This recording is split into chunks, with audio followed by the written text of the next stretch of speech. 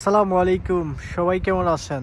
চলে আসলাম আমার আরেকটা নতুন ভিডিওতে আপনাদেরকে স্বাগতম।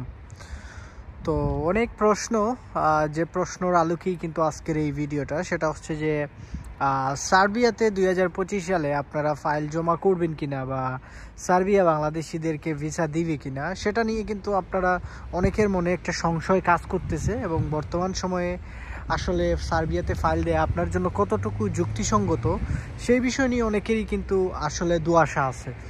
তো এই বিষয়গুলো নিয়ে আমি আজকে আপনাদের সাথে আলোচনা করব এবং কিছু গাইডলাইন্স আপনাদেরকে দিব, যেগুলো আপনাদের অনেকেরই কিন্তু কাজে লাগবে এই বিষয়গুলো।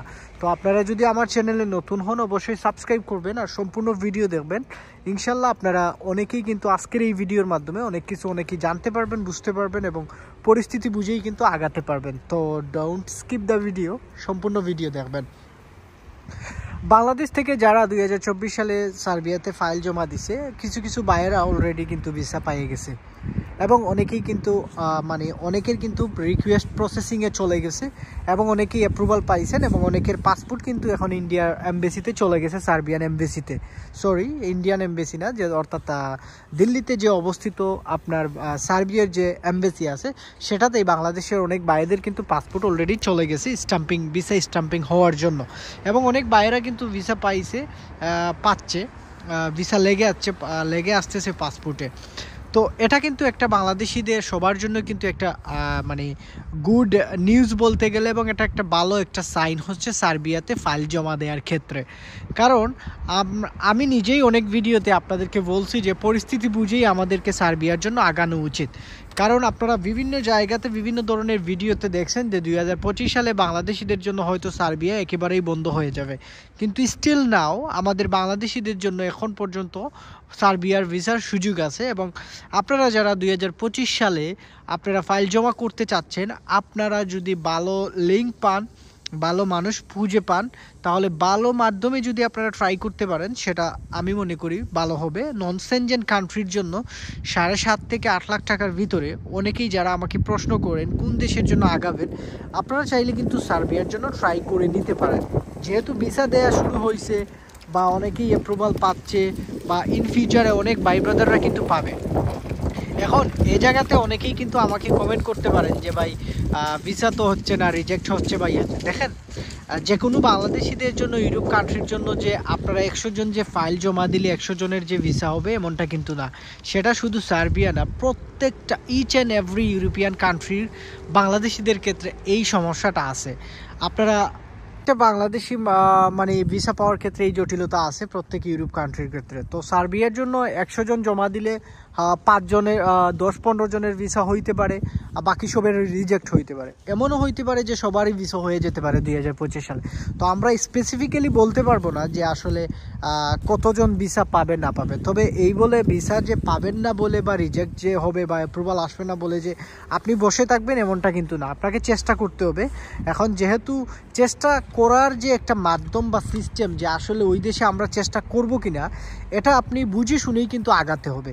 চেষ্টা যে করবেন তাই বলে যে আপনি সুইডেনের জন্য ফাইল জমা দিয়ে দিবেন, তাই বলে যে আপনি যে দেশে বাংলাদেশিদেরকে ভিসা দেয়ই না সেই দেশে ট্রাই করবেন, জিনিসটা কিন্তু এমন না। চেষ্টা আমাদের করতে হবে, তবে পরিস্থিতি বুঝে আন্দাজ করে ইন ফিউচারে কি হবে সেটা জিনিসটা একটু থিঙ্কিং করে দেন আমরা ট্রাই করব। সো আপনারা সার্বিয়ার জন্য ট্রাই করতে পারেন, তবে সার্বিয়ার জন্য ট্রাই করার ক্ষেত্রে আপনারা ভালো লুক খুঁজেই কিন্তু ট্রাই করবেন। কারণ অনেকেই কিন্তু ফেক পারমিট দিয়ে, ফেক ভিসা দিয়ে, ফেক অনলাইন পিকচার দিয়ে, অ্যাপ্রুভাল ফেক দিয়ে অনেকের অনেক টাকা পয়সা কিন্তু 2024 সালে অনেক বাংলাদেশি এজেন্টরা হাতিয়ে নিয়েছে এবং অনেকেই এখনও ভুক্তভোগী। সো সেই ক্ষেত্রে আপনারা এজেন্ট নির্বাচন করবেন খুবই কেয়ারফুলি।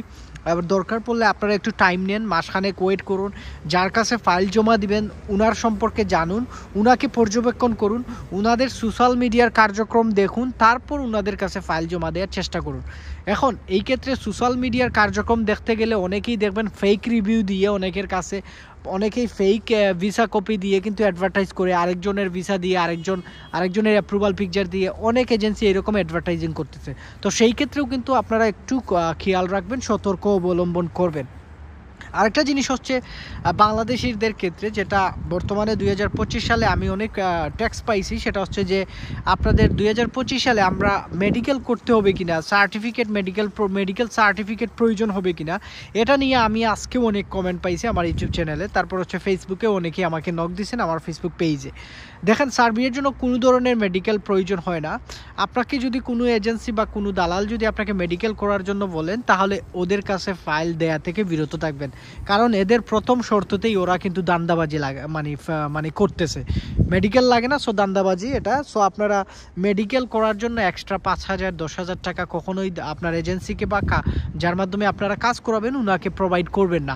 কারণ এরকম টাকা বা এরকম মেডিকেলের কোনো মেডিকেল রিপোর্ট বা মেডিকেল সার্টিফিকেট এইগুলো কিছুই লাগে না। আরেকটা হচ্ছে যেটা হচ্ছে যে আপনার এডুকেশন সার্টিফিকেট লাগবে। সো আপনারা 2025 সালে যারা ফাইল জমা করবেন, আপনারা এডুকেশন সার্টিফিকেট আপনার প্রয়োজন। সেটা এসএসসি হতে পারে, ইন্টারমিডিয়েট সার্টিফিকেট হতে পারে, অথবা আপনার অনার্সেরও সার্টিফিকেট হতে পারে। যে কোনো একটা সার্টিফিকেট হলেই আপনি সার্বিয়াতে ওইটা প্রোভাইড করতে পারেন। এটা ম্যান্ডেটরি হিসাবে, মানে এটা কার্যকর। আপনার 2025 সালে যদি আপনারা দেন তাহলে এটা কার্যকর। এটা 2024 সাল থেকেও কার্যকর ছিল, এখনও এটা স্টিল নাও এটা কার্যকর, এবং এটাতে কোনো ধরনের চেঞ্জ আসে নাই। সো আপনারা সার্বিয়ার জন্য আপনার এডুকেশন সার্টিফিকেট মাস্ট বি লাগবে। এখন অনেক ভাইয়েরা কিন্তু এখন আমার এই কথা শুনে অনেকেই কিন্তু ভয় পাবেন যে ভাই আমার তো সার্টিফিকেট নেই, আমি পড়ালেখা করি নাই। কারণ ম্যাক্সিমাম অনেকেই বাংলাদেশ থেকে যারা যাইতে চান ম্যাক্সিমামেরই কিন্তু সার্টিফিকেট বা ওইগুলো থাকে না। আপনারা একটা বানিয়ে আপনারা সার্টিফিকেট জমা দিতে পারেন। এখন অনেকে প্রশ্ন করতে পারেন যে ভাই এটা অনলাইন বা অফলাইন হলে সমস্যা হবে কিনা। অনলাইন অফলাইন এটা ডাজন্ট ম্যাটার, এখানে বলে দেয় নাই যে এটা অনলাইন লাগবে কি ভেরিফাই করতে হবে বা এগুলা কিছুই না। আপনারা আপনাদের যদি বানিয়েও দিতে পারেন, অফলাইন হলেও চলবে অনলাইন হলেও চলবে, কোনো ধরনের সমস্যা আপনার পড়বেন না। সো এটা নিয়ে কোনো ধরনের টেনশন করার কোনো ধরনের প্রয়োজন নাই। সো আমি আবারও রিকোয়েস্ট করবো যারা নতুন আছেন অবশ্যই আপনি সাবস্ক্রাইব করতে পারেন আমার চ্যানেলটা। আমি চেষ্টা করি অনেক সময় কাজের ফাঁকে আপনাদের সাথে লাইভ ভিডিও করার জন্য। সো তারপরে আরও যারা বিভিন্ন ধরনের গেমের ভিডিও বা আরও বিভিন্ন দেশ সম্পর্কে যারা জানতে চান, অনেক ধরনের ভিডিও আমার ইউটিউব চ্যানেলে আছে, আপনারা চাইলে প্লে লিস্ট থেকে দেখে নিতে পারেন। তো আরেকটা জিনিস হচ্ছে সার্বিয়ার জন্য অ্যাপ্রুভাল বা এই যে প্রসেসিং সময়টুকু 2024 সালে 7-8 মাস যারা ভিসা পাইছে অনেকেই 1 বছর ওয়েট করার পর ভিসা পাইছে। তো আপনারা যারা তাড়াহুড়া করেন 2 মাস 1 মাস 3 মাসে আপনারা অ্যাপ্রুভাল পাবেন, এরকম অ্যাডভার্টাইজ যদি কোনো এজেন্সির কাছে আপনারা দেখেন, এদের কাছ থেকে ফাইল জমা দেওয়া থেকে বিরত থাকবেন। আমি ইদানিং কিছু অনেক এজেন্সিকে দেখতেছি যারা 2 মাস 3 মাস যারা প্রচুর ফাইল নিতেছে, প্রচুর ফাইল সার্বিয়ার জন্য নিতেছে, মানে ইনভাইটেশন বের করতেছে, এই করতেছে সেই করতেছে। ভাই এইসব প্রচুর ফাইল যেসব এজেন্সি কালেক্ট করে, এদের থেকে আপনারা বিরত থাকবেন। সবসময় চেষ্টা করবেন অথেন্টিকভাবে যারা কাজ করতেছে খুব অল্প সংখ্যক ফাইল নিয়ে তাদের কাছে ফাইল জমা দেওয়ার করুন। কারণ বেশি গণহারে যারা ফাইল নেয় এদের বাংলাদেশ, আপনি যদি মানে হিস্টোরি খুঁজে দেখেন তাহলে দেখবেন যারা গণহারে ফাইল নিছে বাংলাদেশ থেকে, এরাই কিন্তু একটা সময় পালিয়ে গেছে মানুষের টাকা, কোটি কোটি টাকা নিয়ে। সো গণহারে বেশি যারা ফাইল কালেক্ট করে, আপনি যদি মানে হিস্টোরি খুঁজেন 2024 সালের আপনি যদি হিস্টোরি খুঁজে দেখেন, তাহলে গণহারে যারা ফাইল নিছে ঢাকা থেকে বিভিন্ন জায়গা থেকে, এরা কিন্তু পালিয়ে গেছে বাংলাদেশের অনেক মানুষের কোটি কোটি টাকা নিয়ে। যেমন বেলাল ট্রাভেলস, ঢাকা কনসালটেন্সি, তারপর আরে এরকম স্কাই এশিয়া, মানে এরকম নাম বড় বড় অনেক এজেন্সি আছে। মানে আরেকটা জিনিস আছে যে সায়েদ রুমানিয়া, এগুলা কিন্তু 2024 সালে গণহারে ফাইল নিছে এবং এরা 2025 সাল আসার আগ পর্যন্ত এরা পালিয়ে গেছে। তো ভাই খুব কেয়ারফুল, গণহারে যেসব পাবলিকরা ফাইল নিচ্ছে এদের থেকে বিরত থাকবেন। আর আরেকটা জিনিস হচ্ছে যে অ্যাপ্রুভাল বা এগুলার জন্য আপনাকে 7 থেকে 8 মাস পর্যন্ত আপনাকে সব কিছু প্রসেসিংয়ের জন্য আপনাকে ধৈর্য থাকতে হবে সার্বিয়ার ক্ষেত্রে। তো বাস্তবতা বুঝেই কিন্তু আপনাকে আগাতে হবে। আপনি এজেন্সির লোভনীয় অফারে এগুলাতে বিশ্বাস করে কখনোই ফাইল জমা দিয়েন না। আরেকটা জিনিস আপনাদেরকে মানে বলে রাখি বা বলে দেই, এটা নিয়ে অনেকেই কিন্তু বিভ্রান্তিকর একটা মধ্যে মানে ইয়েতে থাকেন। অনেক বাইরে কিন্তু সার্বিয়াতে ফাইল জমা দেওয়ার ক্ষেত্রে অনেকেই 10 দিনে, কেউ 15 দিনে, কেউ 7 দিনে ইনভাইটেশন পেয়ে যান, সার্বিয়ার আমরা যেটা পারমিট বলি। তো আমাকে অনেক সময় অনেক বাইরা কিন্তু নক দেন যে ভাই এত কম সময়ে কি মানে এইটা পাওয়া পসিবল কিনা, হাউ ইট পসিবল। এটা নিয়ে আমাকে অনেক বাইরা কিন্তু প্রশ্ন করেন দেখেন সার্বিয়ার ইনভাইটেশন পাওয়া একদিনেও সম্ভব। এটা সার্বিয়ার ইনভাইটেশনটা কোম্পানি ইস্যু করে থাকে। সো তারা যদি চায় 2 দিনে 3 দিনেও ইনভাইটেশন ইস্যু করতে পারে। সো এটা আপনার কোম্পানির উপরে ডিপেন্ড করতেছে তারা কতদিনে আপনার ইনভাইটেশনটা তারা ইস্যু করবে। সো সেই ক্ষেত্রে আপনারা যারা এটা নিয়ে টেনশনে ছিলেন যে ভাই 15 দিনে আমাকে দিয়ে দিছে, 20 দিনে দিয়ে দিছে, এটা আসলে জেনুইন কিনা বা এটা আসলে কতটুকু কার্যকর, সো তাদের উদ্দেশ্যে এই কথাটা আমার, যে যারা 7 দিন 10 দিন বা 1 মাসে যারা পান, আপনারা এইগুলো নিয়ে টেনশন করবেন না। যদি আপনার পরিচিত মানুষ হয় বা ভালো লুক হয়ে থাকে, অবশ্যই তারা এক মাসে বা মানে 7 দিন 10 দিন 15 দিনে ইনভাইটেশন পাওয়া এটা পসিবল। সো এটা নিয়ে কেউ টেনশন করার কিছু নাই। তো আশা করি ভিডিওর মাধ্যমে আপনাদেরকে কিছু ইনফরমেশন দিছি, এগুলো আপনাদের কাজে লাগবে। তবে আরেকটা জিনিস বলি, অনেকেই কিন্তু এই ভিডিওর মধ্যে আমার অনেক ভুল ত্রুটি হতে পারে, সো সেটা কমার দৃষ্টিতে দেখবেন। ফাঁক দিয়ে একটা কথা বলে রাখি, সেটা হচ্ছে যে অনেক বাইনচুদ আছে এখানে আইসা কমেন্ট করবে, কিছু সবাই না, আমি জানি যাদের দরকার তারা আমার এই ভিডিওতে ক্লিক করছেন, কিন্তু তারপরেও কিন্তু কিছু বাংলাদেশি কিছু মাদারচুদ টাইপের লোক আছে যাদের চুলকায়, অর্থাৎ সব জায়গাতে তারা একটা না একটা চুলকানি মানে খুঁজে বের করে। সো আমার এই ভিডিওতে দেখবেন অনেক ভাইদের কিন্তু উপকার আসছে এই ইনফরমেশনগুলো শুনে, কিন্তু এর তাইকা কিছু বালপাকনা পোলাপাইন আছে, তারা আইসা আপনাকে কমেন্টে দেখবেন বলবে যে ভাই আপনি থাকেন ইতালিতে, আপনার বাংলা উচ্চারণ ঠিক মতো হয় না।